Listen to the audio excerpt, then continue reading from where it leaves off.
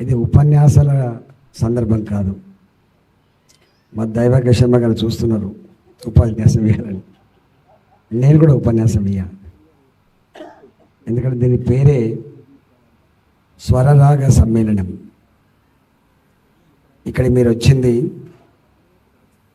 మళ్ళీ ఆ పురాతనమైన సాంప్రదాయాలు, సంస్కృతులు, మానవ సంబంధాలు ఉట్టిపడేటువంటి పాటలు, ఆ పాటల పల్లవిని వినడానికి వచ్చిన మీరంతా. అందువల్ల మేము దాంట్లో ఇంటర్ఫియర్ కాం. మోహన్ కృష్ణ గారు పెద్దలు బయటికి పోయిన వారు, వినోద్ బాబు గారు బ్రహ్మాండంగా పాడింది ఆ పాట. పెద్దలు దైవజ్ఞ శర్మ గారు, వంశీ రామరాజు గారు, పెద్దలు రంగయ్య గారు, డాక్టర్ గారు, ఇది రెండోసారి కలిసి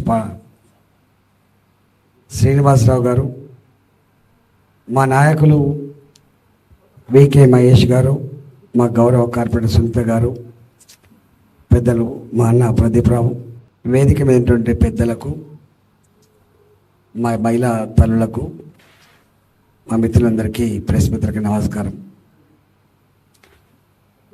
ఒకనాడు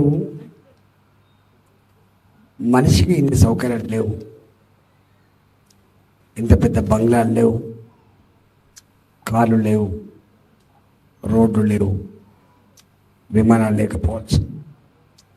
కానీ ఆనాడు ఆ మనిషికి ఒకటి ఉండే, అది టెన్షన్లెస్, మానసిక ప్రశాంతత ఉన్న జీవనం ఉండేటప్పుడు. ఆనాటికి ఈనాటికి తేడా గది. ఆనాడు 10 మంది పిల్లలున్న 10 మంది పిల్లలు గొప్పగా ఎదిగిండ్రు. ఆడపిల్లగా, మగపిల్లగాడిగా ఎవరు ఎట్లా ఎదిగానో, ఎట్లా ఒదిగి ఉన్నానో అవన్నీ ఆచరించారు. ఆనాడు పిల్లలని కుటుంబ సంపదగా భావించారు.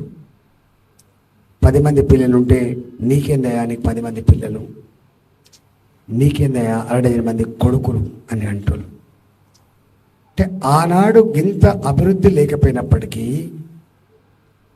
ఆనాడు గింత సంపద లేకపోయినప్పటికీ, గిన్ని రకాల పంటలు లేకపోయినప్పటికీ, ఉన్నంతలో పిల్లలు భారంగా కానీ, కుటుంబం భారం కానీ, ఎక్కడోడక్కడ చదువుకున్నాడు, ఎక్కడోడక్కడ సెటిల్ అయ్యాడు.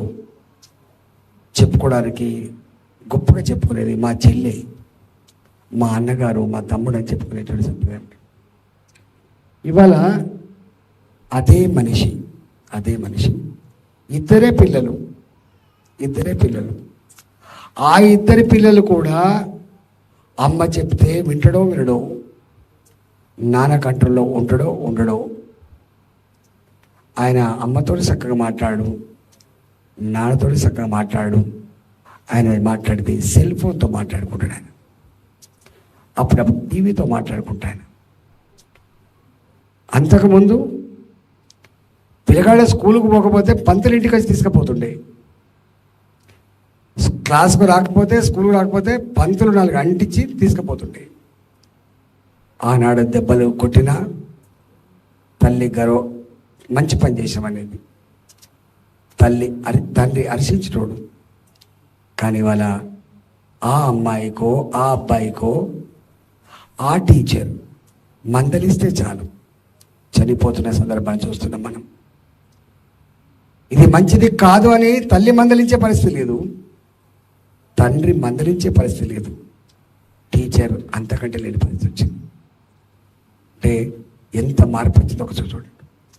ఇవాళ డ్రగ్స్, హైదరాబాద్ లాంటి నగరాలలో డ్రగ్స్ రాజ్యం వెళ్తున్నాయి. ఏ కుటుంబంలో ఏ అబ్బాయి ఏ వ్యసనానికి గురైతే తెలియని పరిస్థితి వచ్చింది.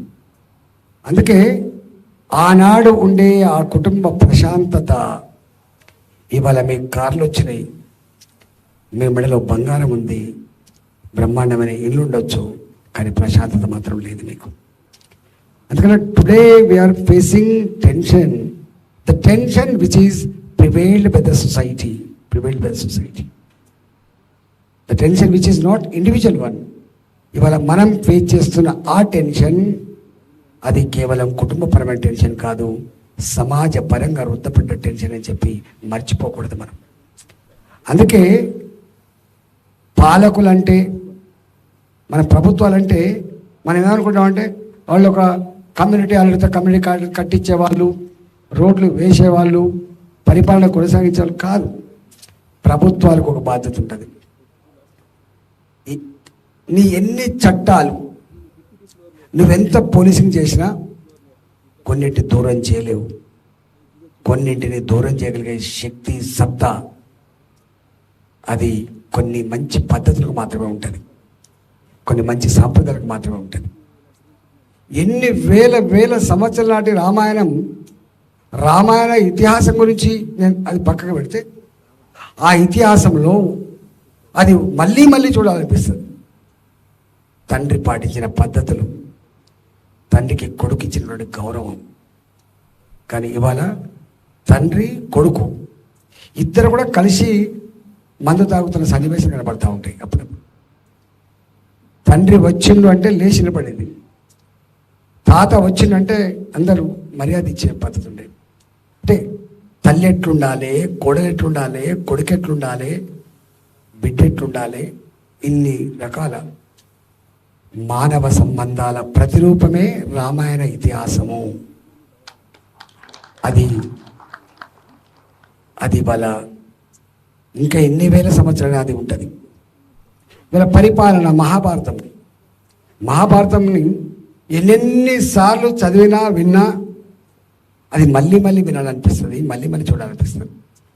ఈ రామాయణ మహాభారత ఇతిహాసాలు ఇవాళ అవి అక్కడో ఇక్కడో ఇవాళ ఇలాంటి పద్ధతులలో వింటున్నాం కాబట్టి, ఆచరిస్తున్నాం కాబట్టి, ప్రపంచంలో ఇంత గొప్ప దేశమైనప్పటికీ 140 కోట్ల ప్రజలు ఉన్నప్పటికీ కూడా, అనేక కులాలు, మతాలు, వైవిధ్యాలు ఉన్నప్పటికీ కూడా కలిసి మెలిసి ఉంటున్నటువంటి ఏకైక దేశం భారతదేశం, గుర్తుపెట్టుకోండి.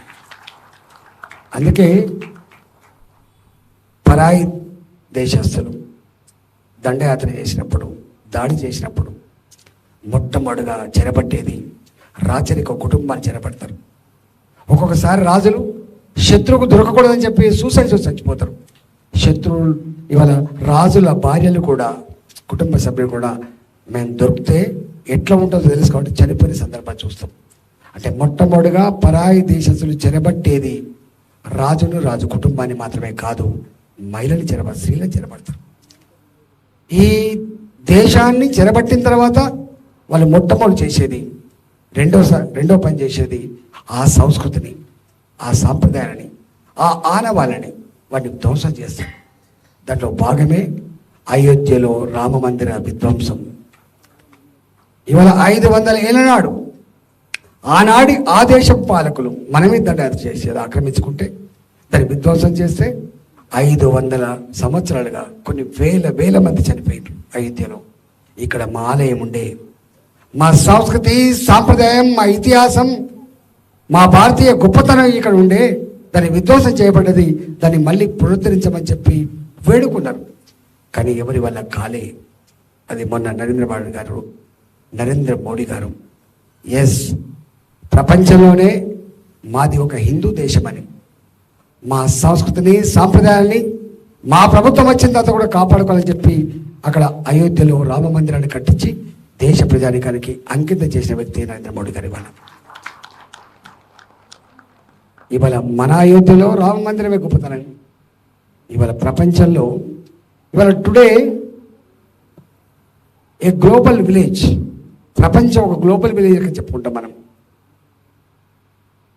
ఇవాళ మనం ఇక్కడ ఉంటాం, రేపు అమెరికాకు పోతాం, రేపు లండన్లో పోయి బతుకుతాం, జర్మనీలో పోయి బతుకుతాం. కానీ ఇతర దేశాల్లో బతికేటువంటి ప్రజలకి ఆయా దేశాల సంస్కృతులు, సాంప్రదాయాన్ని కాపాడే బాధ్యత ఆ ప్రభుత్వాల మీద కూడా ఉండాలి. కానీ ఎందుకు అక్కడ ఉండలేవు. మనం మీరు చూసిన లేదో, మోడీ గారు వచ్చిన తర్వాత మొట్టమొదటిసారిగా యునైటెడ్ అరబ్ ఎమిరేట్స్, ఇవాళ ఆ దేశాల్లో కూడా ఇక్కడ మీ దేశంలో మీ వాళ్ళు మాత్రమే ఉండలేదయా, మా వాళ్ళు కూడా ఇక్కడ ఉంటున్నారు కొన్ని లక్షల సంఖ్యలో. మా వాళ్ళు ఎప్పుడన్నా మొక్కుదామంటే, పూజ చేసుకుందామంటే, తన విశ్వాసాన్ని ప్రకటించుకుందామంటే ఒక ఆలయం కూడా లేదు ఇక్కడ. మీరు ఎందుకు ఇంత సంకుచితంగా వివరిస్తున్నారని చెప్పి వాళ్ళని అడిగి ఇంత జాగ తీసుకొని ఆ జాగలో గొప్ప ఆలయాన్ని కట్టించినటువంటి మొట్టమొదటి ప్రధానమంత్రి నరేంద్ర మోడీ గారు. అంటే మన సంస్కృతి, మన సాంప్రదాయాల పట్ల ఎంత గౌరవం, దాన్ని ఆచరించాలని ఎంత తపన ఉందో దానికి సజీవ సాక్షి నరేంద్ర మోడీ గారు. చాలా ఉన్నాయి. మీరు పిల్లలు చాలామంది, నాకు తెలిసి ఇక్కడ ఉన్న చాలామంది అమెరికాకు పోయి జీవిస్తారు పిల్లలు. ఇవాళ మన పిల్లలు అమెరికాలో ఉంటారు. ఒకప్పుడు భారతదేశం అంటే చిన్న చూపు, చాలా చిన్న చూపు, పేద దేశం, అనేక రకాల వైవిధ్యాల దేశం, కొట్లాడనున్న దేశం అనే ఫీలింగ్ ఉండేది. మన ప్రెసిడెంట్ ఆఫ్ ఇండియా అమెరికాకు పోయినప్పుడు బూట్లు ఇప్పించి, కోట్ ఇప్పించి చెక్ చేసి మన నిరసన చెప్తే వాళ్ళు అన్నారు, మాకు ప్రెసిడెంట్ ఆఫ్ ఇండియా కావచ్చు, ప్రధానమంత్రి కావచ్చు, మా దేశంలోకి ఇదే ఉంటుందని చెప్పి ఇట్లా బుకాయించారు. ఆనాటి కల్చర్, ఆనాటి మన అవమానం. కానీ ఇవాళ మన ప్రధానమంత్రి గారు, మన ప్రెసిడెంట్ ఆఫ్ ఇండియా అమెరికాకు పోతే రెడ్ కార్పెట్తో స్వాగతం పలికే స్థాయికి వచ్చినాం మనం. That is India today.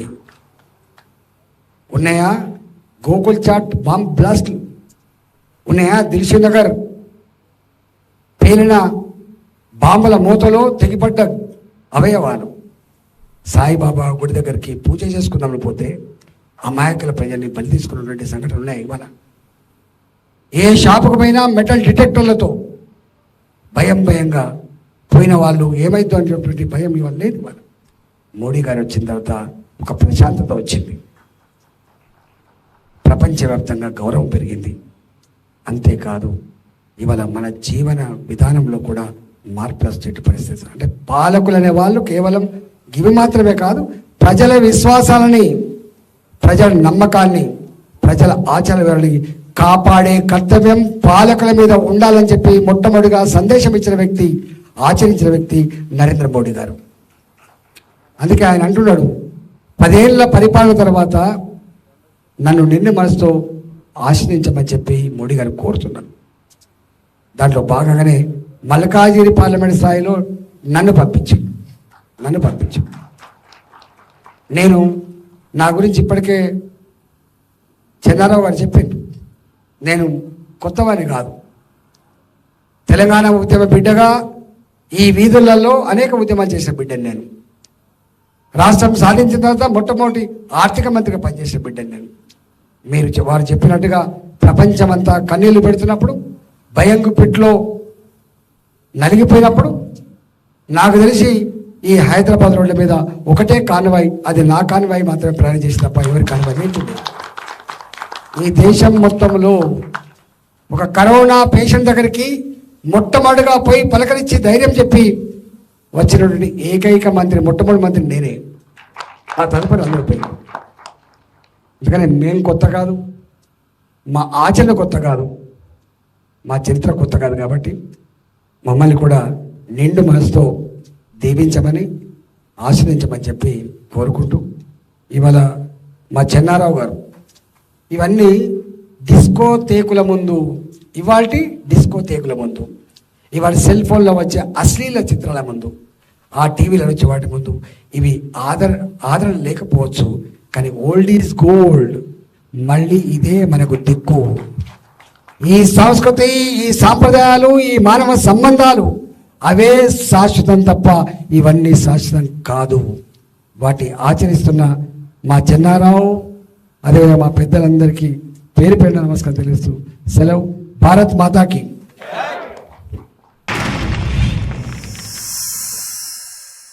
Like and subscribe Eagle Media Works.